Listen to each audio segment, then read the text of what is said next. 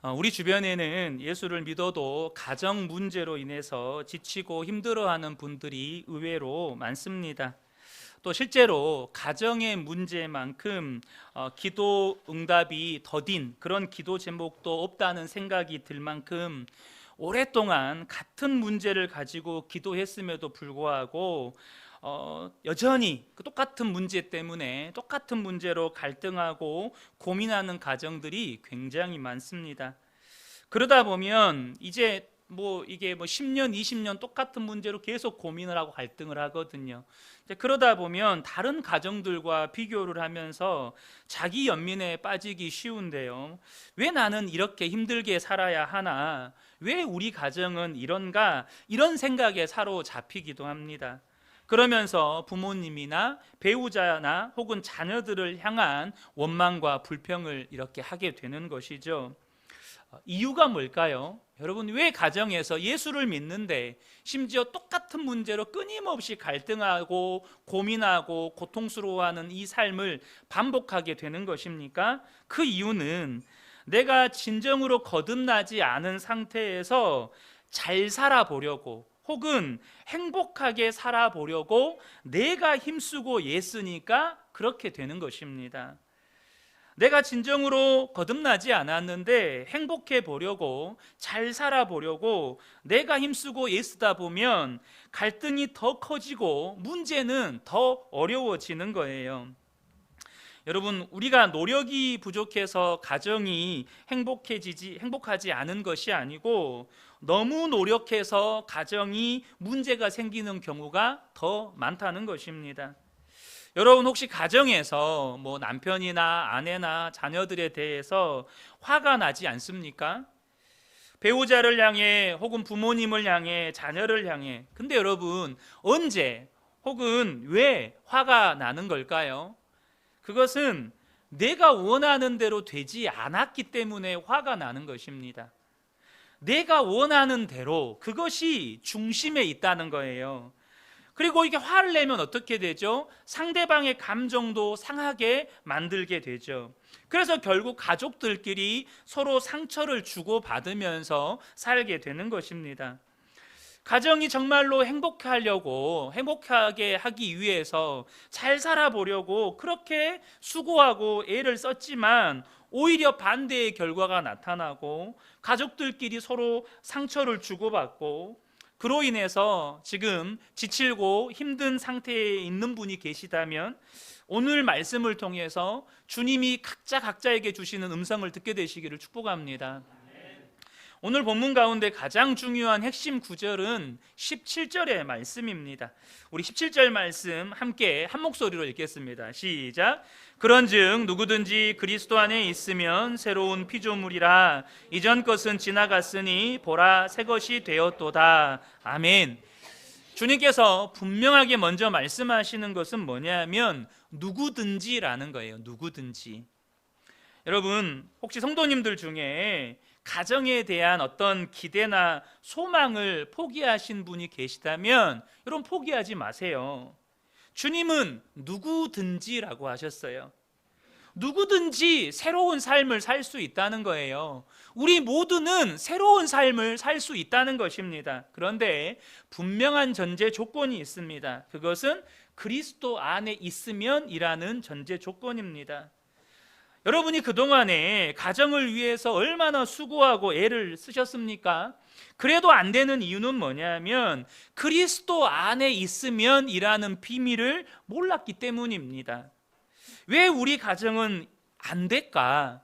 왜 우리 가정은 계속 똑같은 문제 때문에 이렇게 신음하고 고통스러워해야 하는가라는 생각을 품고 있다면 아직 한 번도 시도하지 않은 일이 있는데 그것은 내가 그리스도 안에 있는 것이에요. 여러분이 다른 것은 시도해 봤을지 몰라도 내가 정말로 그리스도 안에 끊임없이 거하려는 시도를 하지 않고 살았다는 것입니다. 그리스도 안에 있으면 새로운 피조물이라 이전 것은 지나갔으니 보라 새 것이 되었도다. 여러분, 이 말씀은 개인의 구원에 관한 말씀이기도 하지만 우리가 구원받았다면 당연히 그 구원은 가정 안에도 일어나는 역사입니다. 그래서 여러분, 이것은 우리 각 가정들을 향해서 주시는 약속의 말씀이기도 해요. 우리가 가정을 섬길 때 가족들을 사랑하기 때문에 수고하고 애를 쓰지만 솔직하게 마음속에 지친다, 정말 쉬고 싶다라는 생각이 들 때가 있습니다. 여러분, 그렇지 않은가요? 혹시 그런 생각을 한 번도 해보시지 않았다면 가족들을 위한 수고를 안 하신 거예요. 죄송한 말씀이지만 좀 쉬고 싶다, 내가 정말 가족들을 위해서 힘쓰고 애쓰지만 나도 좀 뭔가 충전받고 싶다. 여러분, 가족을 위해서 힘쓰고 애쓰면 이런 생각들은 다 하게 됩니다. 그래서 어디론가 훌쩍 떠났으면 좋겠다, 나 혼자 어디 여행이라도 다녀왔으면 좋겠다, 이런 생각을 할 때가 있죠. 그런데 여러분, 어떻게 쉬어야 하는 겁니까? 어디를 가야 여러분 쉴 수 있을까요? 가끔씩 이렇게 길거리 지나다가 보면 그 여행사 앞에 이렇게 정말 푸른 바다가 펼쳐지고 야자수 나무가 이렇게 딱 있고 그 밑에 이렇게 비치 파라솔 쫙 깔려 있고 거기서 그냥 수영가운 하나 입고 쫙 누워 있으면 정말 저런 데 한번 가보고 싶다, 막 이런 생각 들 때 있잖아요. 근데 여러분, 오늘 본문을 통해서 주님이 분명하게 말씀하시는 것이 있습니다. 그게 뭐냐면 그리스도 안에 있으면 새로운 피조물이 된다는 거예요. 그리스도 안에 있으면. 안타까운 현실은 예수를 믿는다고 하는 많은 성도들이 예수님 안에 거하는 법을 배우지 못했다는 것입니다. 그래서 예수님을 믿기는 하지만 예수님이 주님이 아니라 그냥 손님이에요. 내가 예수님 안에 거하는 법을 배우지 못했거든요. 그래서 예수님 안에 거하는 법을 배우지 못한 성도들 가정 안에 주님이 역사하실 수가 없어요. 왜냐하면 그 가정에는 여전히 주님이 손님이거든요. 여러분, 손님이 어떻게 그 가정 안에서 마음대로 할 수가 있어요? 주인이 아닌데. 손님은 주인의 눈치를 봐야 되거든요. 예수 믿는데 왜 안 되나? 기도를 그렇게 하는데 왜 우리 가정은 안 되는 것인가? 그것은 내가 예수님 안에 온전히 거하지를 않으니까. 주님이 아니라 손님이니까 주님이 그 가정 안에서 그 가정을 새롭게 하는 역사를 행하실 수가 없는 것입니다. 우리가 사는 대한민국은 분명 경제적으로 잘 사는 나라이고 세계에서도 여러 가지 측면에서도 모범이 되는 것이 많은 그런 나라인 것은 분명합니다. 그럼에도 불구하고 아직 많은 부분에서 문제점들을 가지고 있죠. 사실 이 땅은 아직 하나님의 나라가 온전히 이루어지지 않았기 때문에 아무리 살기 좋은 나라여도 이 땅의 나라는 다 문제를 가지고 있습니다. 대한민국에 여러 가지 문제가 있겠지만 그 중에 하나를 꼽자면 가정의 달이니까 교육 문제를 꼽을 수 있죠. 대한민국만큼 교육에 진심인 나라가 없습니다. 그로 인해서 심각한 사교육 현상은 여러 부분에서 부작용을 낳죠. 근데 여러분, 왜 대한민국 사회 안에 이 교육 문제가 심각할까요? 여러분은 그 원인이 어디에 있다고 보십니까? 세상의 교육 전문가들이 말하는 것처럼 여러분, 그것 때문에 여러 가지 사회적인 현상들을 이야기하면서 이러이러하기 때문에 대한민국 교육에 문제가 있는 것입니다 라고 말들을 하잖아요. 그게 원인일까요? 여러분, 저와 여러분이 이 말씀을 통해서 보이지 않은 이면의 원인을 볼 수 있기를 축복합니다. 그건 뭐냐면 부모들 안에 있는 염려와 두려움 때문입니다. 부모들 안에 있는, 자녀를 기르는 부모들 안에 있는 염려와 두려움 때문이에요.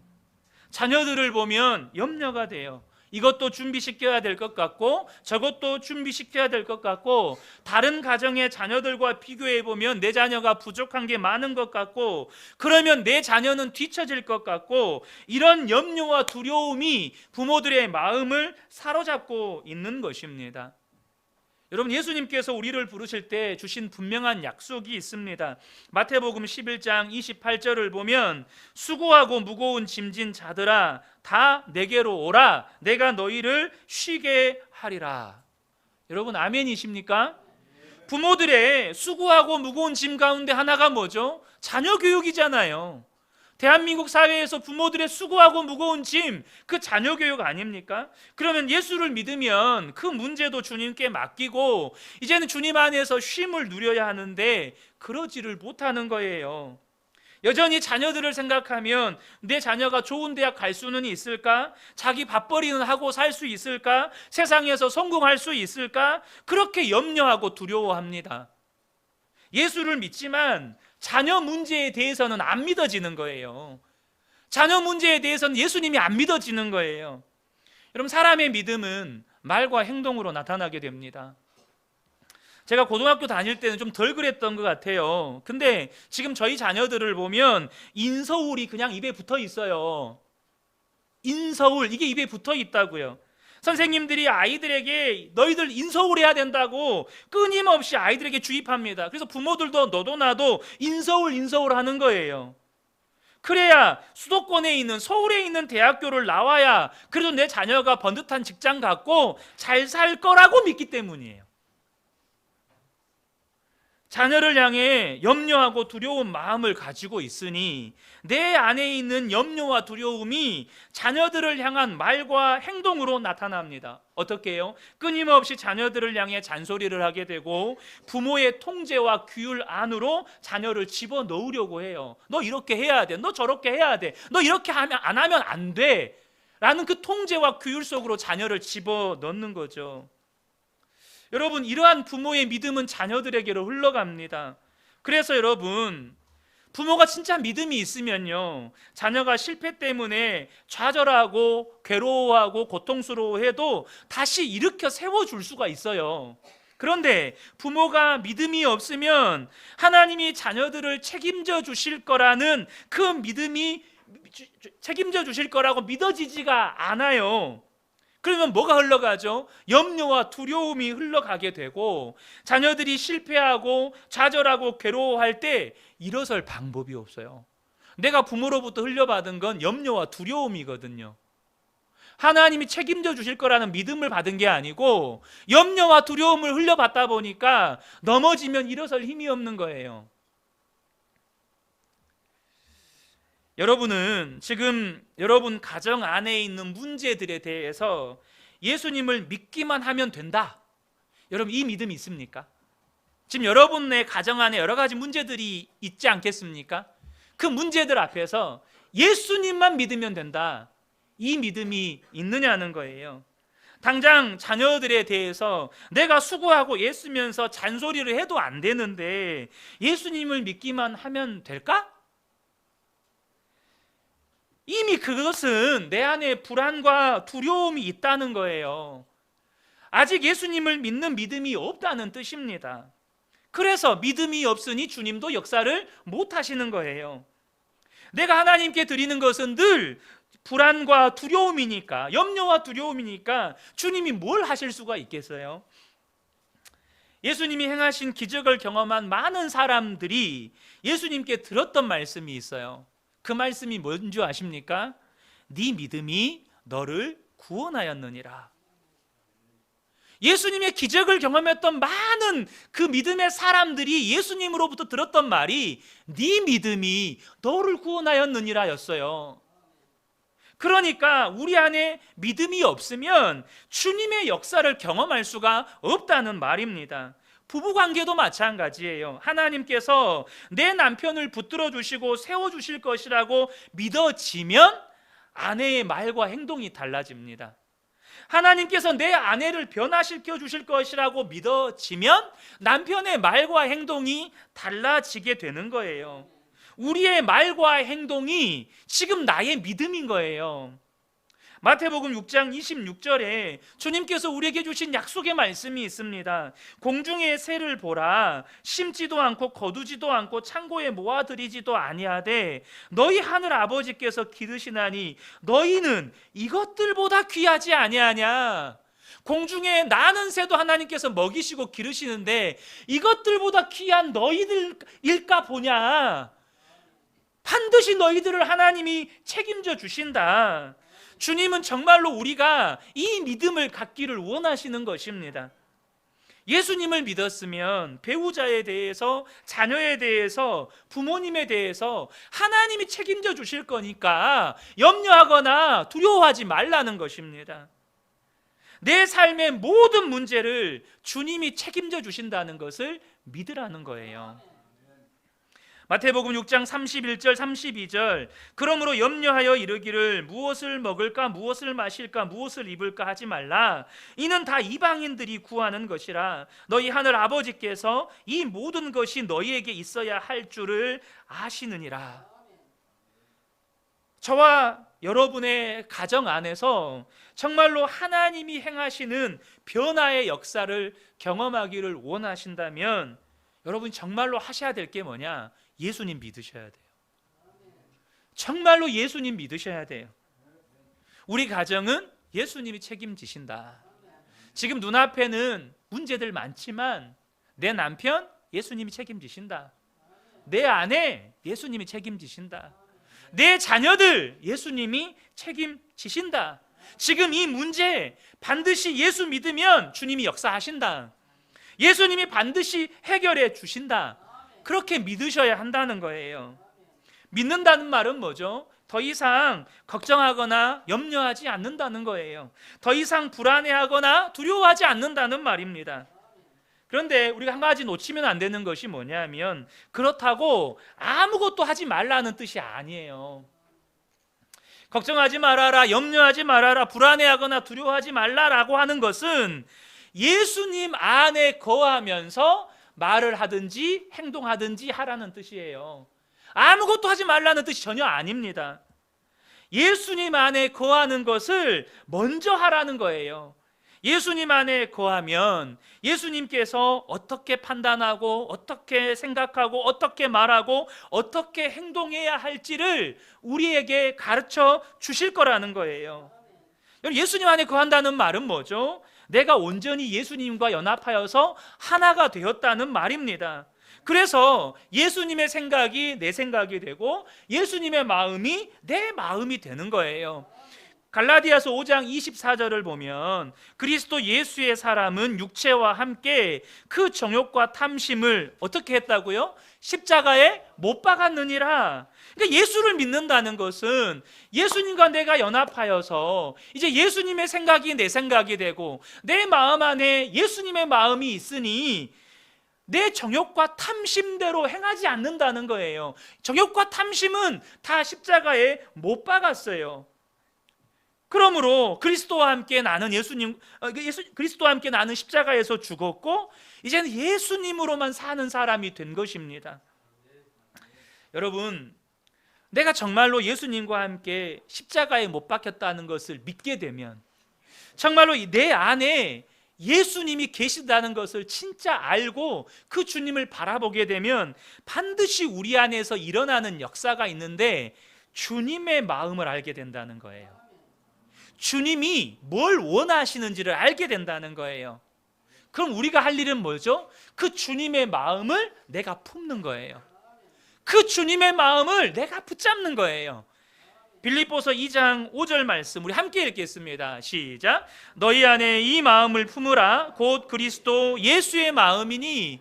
우리가 해야 될 일은 뭐냐면 우리가 주님 안에 거할 때 주님이 내 안에 계시다는 것을 믿고 그 주님 바라볼 때 주님의 마음을 알게 되는데 그 마음을 내가 품는 거예요. 그러면 그때부터 예수님께서 나를 통해 가정 안에서 일하기 시작하십니다. 내가 예수님 안에 있으면 내 환경이 어떠하든지 가족들이 어떠하든지 상관없이 내가 행복해져요. 우리가 지난 시간에 말씀 나누었잖아요. 예수님 안에 있으면 내가 행복해져요. 예수님은 내가 처해 있는 고통이나 슬픔이나 아픔이나 좌절이나 낙심에서 능히 구원하실 수 있는 분이십니다. 그래서 예수님이세요. 그러면 여러분, 내가 예수님 안에 온전히 거하면 만족이 무엇인지, 평안이 무엇인지, 기쁨이 무엇인지, 사랑이 무엇인지 그게 느껴지고 경험하게 됩니다. 그래서 내가 행복하면, 내가 행복해지면 가족들이 내가 원하는 대로 해주지 않아도 우리 가정이 내가 원하는 대로 되지 않아도 여러분 그냥 만족하는 거예요. 그리고 내가 그 가족들을 행복하게 해주는 사람이 되는 겁니다. 정말 내가 예수님 안에서 행복한 사람이 되고 예수님으로 만족한 사람이 되면 가족들에게 나에게 행복해달라고 요구하지 않고 내가 가족을 행복하게 해주는 사람이 되는 거예요. 그런데 부모님이 여러분 예수님 안에서 새로운 피조물이 된 것을 보고 자란 자녀는요, 인생을 살다가 좌절도 겪고 낙심도 하고 절망도 하고 고통도 겪어요. 근데 그 자녀는 보고 자란 게 있어요. 뭘 보고 자랐어요? 아, 예수님께 가면 답이 있어. 내가 볼 때도 우리 엄마 아빠는 행복할 수 있는 조건은 별로 없는 분들인데 그분들은 예수님 때문에 행복한 분들이었어. 이걸 보고 자란 자녀들은 인생의 고통이나 위기나 어려움을 겪게 되면 결론을 내려요. 어떤 결론이요? 예수님께 가면 해결돼. 이 결론을 놔요. 왜요? 그걸 보고 자랐으니까. 우리 부모님도 나랑 똑같은 어떤 문제들로 고통을 겪었고 힘듦을 겪었고 어려움을 겪었는데 예수님 앞에서 해결받았거든요. 그러니까 그걸 보고 자란 자녀들은 인생의 문제를 만나고 고통을 겪고 좌절을 겪을 때 결론을 내립니다. 예수님 앞에 가면 반드시 해결돼. 그러면 자녀들이 살아가면서 어떤 문제를 만나도 구원 얻을 길이 생기는 거예요. 왜요? 예수님 앞에 나가면 되니까. 반대로 우리 엄마 아빠는 그렇게 예수를 오래 믿었는데도 내가 보기에는 별로 안 행복했어. 돈이 없어서 불행하고 사람 때문에 상처받고 내가 원하는 대로 되지 않는 것 때문에 힘들어 하더라. 예수 믿어도 돈이 있어야 되고 예수 믿어도 성공해야 돼. 여러분 그런 삶을 자녀에게 보여주면 자녀들도 실패하고 좌절하고 낙심할 그 상황이 오는데 그때 길이 안 보이는 거예요. 예수님으로 결론이 안 나니까 길이 안 보이는 거예요. 예수님 앞으로 나와야 된다는 생각을 못 하는 겁니다. 본 적이 없으니까. 여러분, 특별히 이 시간 부모 되신 우리 성도 여러분, 저와 여러분이 자녀들에게 줄 수 있는 최고의 선물은, 최고의 유산은 부모인 우리가 예수님 안에서 행복하게 사는 겁니다. 어떤 문제를 만나도 예수님 때문에 그 문제가 해결안 받는 모습으로 사는 거예요. 그래서 여러분, 행복한 사람은요, 주변 사람을 행복하게 만들어줍니다. 많은 성도들이 오늘 본문의 말씀, 이 17절의 말씀에만 초점을 맞추고 암송도 많이 해요. 누구든지 그리스도 안에 있으면 새로운 피조물이다. 이전 것은 지나갔으니 보라 새 것이 되었도다. 이 말씀 많이 암송하거든요. 그런데 여러분, 이 17절의 말씀은 반드시 18절 이하의 말씀으로 연결이 되어야 돼요. 새로운 피조물이 된 사람은 반드시 18절로 나가요. 18절부터 보겠습니다. 18절 19절입니다. 모든 것이 하나님께로서 났으며 그가 그리스도로 말미암아 우리를 자기와 화목하게 하시고 또 우리에게 화목하게 하는 직분을 주셨으니 곧 하나님께서 그리스도 안에 계시사 세상을 자기와 화목하게 하시며 그들의 죄를 그들에게 돌리지 아니하시고 화목하게 하는 말씀을 우리에게 부탁하셨느니라. 무슨 말씀이죠? 새로운 피조물 된 사람은 하나님께서 한 사람도 예외 없이 화목하게 하는 직분을 주셨다는 거예요. 화목하게 하는 말씀을 우리에게 맡기셨다는 거예요. 이 말이 무슨 말이죠? 새로운 피조물이 된 사람, 정말로 그리스도 안에 거하는 사람은 다른 사람을 화목하게 해주는 사람, 다른 사람을 행복하게 해주는 삶을 살아가게 된다는 것입니다. 그러므로 여러분, 예수님 안에 행복한 사람은 다른 사람을 행복하게 해주는 사람이 된다는 거예요. 사랑하는 성도 여러분, 예수님 안에서 행복하시기를 축복합니다. 그래서 여러분 때문에 여러분의 남편, 여러분의 아내, 여러분의 자녀들, 여러분의 부모님을 행복하게 해줄 수 있는 복된 분들 되시기를 축복합니다. 17절 말씀에 누구든지 그리스도 안에 있으면 새로운 피조물이라고 하셨는데, 이 말씀을 저럼 잘 보셔야 돼요. 여기에는 다른 조건은 붙지 않습니다. 오직 그리스도 안에 있으면이라는 한 가지 조건만 붙어요. 그러니까 좋은 남편을 만나면, 사랑스러운 아내가 있으면, 자녀들이 공부를 잘하면, 이런 다른 전제 조건이 붙지 않는다는 것입니다. 오직 조건은 하나예요. 그리스도 안에 있으면 그 사람은 새로운 피조물이 된다는 것입니다. 저와 여러분이 이 비밀을 누리면 돼요. 그러면 예수님은 나를 통해서 우리 가정 안에 무슨 일이든지 하실 수 있습니다. 무슨 일이든지 하실 수 있어요. 여러분, 남편의 변화를 위해서 너무 힘쓰고 애쓰며 기도하지 마세요. 자녀들의 변화를 위해서 너무 힘쓰고 애쓰면서 기도하지 마세요. 저와 여러분이 정말로 예수님 안에 거하는 사람이 되어야 한다는 거예요. 로마서 15장에 보면 사도 바울이 이방인들에게 복음을 전하면서 사도 바울을 통해서 어떻게 그렇게 놀라운 일들이 일어났는지를 간증합니다. 그런데 그 고백에, 그 간증에 아주 중요한 핵심 원리를 고백해요. 로마서 15장 18절과 19절입니다. 그리스도께서 이방인들을 순종하게 하기 위하여 나를 통하여 역사하신 것 외에는 내가 감히 말하지 아니하노라. 그 일은 말과 행위로, 표적과 기사의 능력으로, 성령의 능력으로 이루어졌으며, 그리하여 내가 예루살렘부터 두루 행하여 일루리곤까지 그리스도의 복음을 편만하게 전하였노라. 사도 바울이 예루살렘부터 일루리곤까지 그리스도의 복음을 편만하게 전했는데, 도대체 어떻게 그런 일이 가능했다고요? 색깔 칠해진 부분만 한번 보세요. 그리스도께서 나를 통하여 역사하셨다, 이거예요. 그리스도께서 나를 통하여 역사하셨다. 사도 바울은 자기가 했다고 말하지 않고, 자기가 정말로 힘쓰고 애쓰고 열심히 했다고도 말하지 않습니다. 우리 성도님들 중에 내가 가정을 위해서 얼마나 힘썼는지 알아? 내가 얼마나 애썼는지 알아? 내가 얼마나 수고했는지 알아? 이런 마음 있잖아요. 사도 바울이 그렇게 말하지 않아요. 그리스도께서 나를 통하여 역사하셨다. 무슨 말을 해도 예수님이 나를 통하여 하신 것이고, 무슨 일을 해도 예수님이 나를 통하여 하셨다고 지금 말하고 있는 거예요. 이것이 성도의 삶의 모든 영역에서 그대로 적용되어야 할 말씀입니다. 우리가 가정에서 어떻게 살아야 하는지 보여주는 말씀이에요. 가정에서 무슨 말을 하거나 무슨 일을 할 때 오직 예수님께서 나를 통하여 역사하시는 것이 되도록 해야 한다는 거예요. 오직 예수님 안에 거하기를 힘쓰고, 그래서 예수님이 내게 마음을 주시면 그 마음을 품고 말하고, 그 마음을 품고 어떤 일을 하더라도 하라는 말입니다.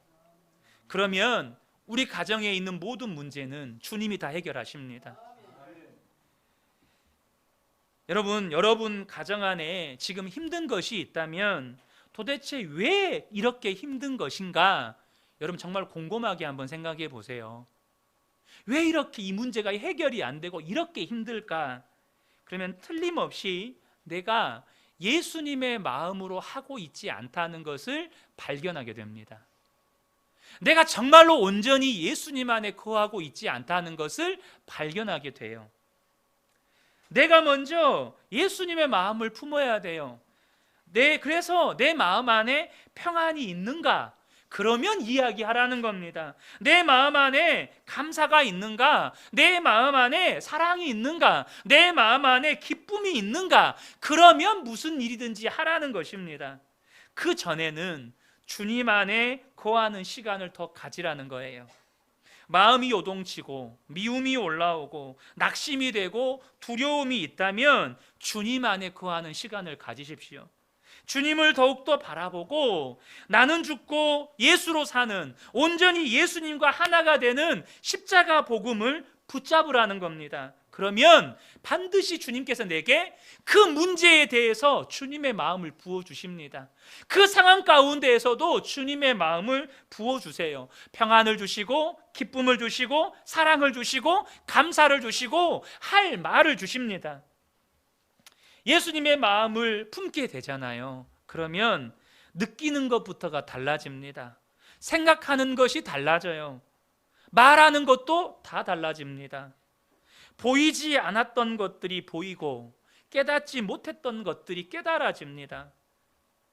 혹시 지금 가족이 짐처럼 여겨지는 분 계십니까? 짐이라고 여겨졌던 가족이 전혀 다르게 느껴진다는 거예요. 목사인 제가 5월 가정의 달마다 기대도 있지만 한편으로 염려가 된다고 말씀을 드렸잖아요. 왜냐하면 가정에 아픔이 있는 분이나 홀로 계신 성도님들에게는 어떤 말씀이 은혜보다는 아픔이 되기도 해요. 그래서 여러분, 그거 아세요? 지금 어떤 분들은 정말 가족이 짐이다. 그런데 어떤 분에게는 그 고민조차 행복처럼 느껴지는 분이 있다니까요. 나도 그런 고민 좀 해봤으면 좋겠다. 여러분, 이런 분도 계세요. 우리가 예수님의 마음을 품고 보면 내가 짐처럼 여겼던 그 모든 것이 하나님이 내게 주신 은혜고 축복의 선물이라는 것을 알게 되고 깨닫게 된다는 거예요. 댄 알렌더 목사님이 타고나는 부모는 없다라는 책을 쓰셨는데 그 책에서 부모가 자녀들에게 감사해야 한다라는 말을 하셨어요. 여러분 어떻게 생각하세요? 우리 부모님들, 아니 내가 낳아주고 길러줬는데 이것들이 나한테 감사해야지 내가 무슨 자녀들한테 감사를 합니까? 이런 생각이 들 수 있잖아요. 그런데 그것은 부모가 부모여도 자기 중심적이니까 거기까지밖에 안 보이는 겁니다. 사실 우리가 아이를 낳는 그 순간부터 부모는 그 아이로 인해서 얼마나 많은 영향과 얼마나 많은 은혜를 받는지 몰라요. 그 아이 때문에 내가 이만큼 성숙한 겁니다. 그 아이 때문에 내가 이만큼 변화된 거예요. 그 자녀들 때문에 내가 주님 붙잡고 산 겁니다. 여러분, 나 혼자였어 봐요. 내 마음대로 살았죠. 나 혼자 살았어 봐요. 아마 지금의 나는 없습니다. 여러분, 부모만 아이들에게 사랑과 관심을 베푼 게 아닙니다. 도리어 아이들에게 빚을 지고 있는 것도 많아요. 자녀들이 절대 마냥 어리지 않습니다. 부모의 표정, 부모들이 자녀들 모르게 하는 것 같은 그 대화도 자녀들이 다 보고 느낍니다. 그래서 부모가 고통스러워할 때 자녀들도 고통스러워합니다. 부모가 자녀들 모르게 눈물 흘린다 하지만 자녀들도 부모들 모르게 눈물 흘립니다. 부모만 자녀들을 위해서 기도하는 거 아니고 예수 믿는 자녀들도 부모를 위해서 눈물로 기도할 때가 있습니다. 여러분, 주님이 주님의 마음을 부어주셔서 우리의 눈을 열어주시면 짐이었다고 느껴졌던 것들이 감사의 이유였다는 것, 내게 주신 은혜고 축복이었다는 것을 보게 되고 알게 되는 것입니다. 예수님께서 주님의 마음을 내게 부어주시지 않으면 자녀들의 속 깊은 마음 부모들 절대 모릅니다. 지난주에도 거듭해서 강조했듯이 행복은 예수님과의 관계에서 옵니다. 예수님 안에 있으면 주님이 다 알게 해주시고 내가 해야 할 말도 해야 할 행동도 가르쳐 주십니다. 예수님 안에 있으면 예수님께서 모든 사람을 예수님께 하도록 해주십니다. 골로새서 3장 23절 24절을 보면 무슨 일을 하든지 마음을 다하여 주께 하듯 하고 사람에게 하듯 하지 말라. 이는 기업의 상을 주께 받은 줄 아나니 너희는 주 그리스도를 섬기느니라. 무슨 일을 하든지 주님께 하듯 하래요. 우리가 예수님 안에 있으면 남편을 대할 때, 아내를 대할 때, 자녀를 대할 때, 부모를 대할 때 주님께 하듯 하게 하십니다. 왜요? 우리는 주님을 섬기라고 부르심을 받은 사람들이거든요. 근데 남편 안에도 아내 안에도 자녀들 안에도 부모 안에도 예수님이 계세요. 그 예수님을 섬기듯이 남편을 섬기고 아내를 섬기고 자녀를 섬기고 부모를 섬기라는 거예요. 여러분, 남편을 예수님께 하듯이 하는데, 아내를 예수님께 하듯 섬기는데, 자녀를 예수님께 하듯 섬기는데 어찌 그 가정이 행복하지 않을 수가 있겠어요? 사랑하는 성도 여러분, 우리가 예수님 안에 있으면 예수님께서 그렇게 하도록 해 주십니다. 그러므로 우리가 진짜 예수님을 믿고 정말로 예수님 안에 거하는 법을 배우고 예수님을 바라보고 살면 주님은 반드시 저와 여러분의 가정을 바꾸십니다. 나를 새로운 피조물 되게 하셨던 것처럼 우리 가정을 새롭게 하십니다. 반드시 주님이 하신다는 거예요. 그래서 가정에서 천국을 누리게 하십니다. 이 말씀의 은혜가 우리 모든 성도님들께 충만하게 임하시기를 예수님의 이름으로 축복합니다. 아멘.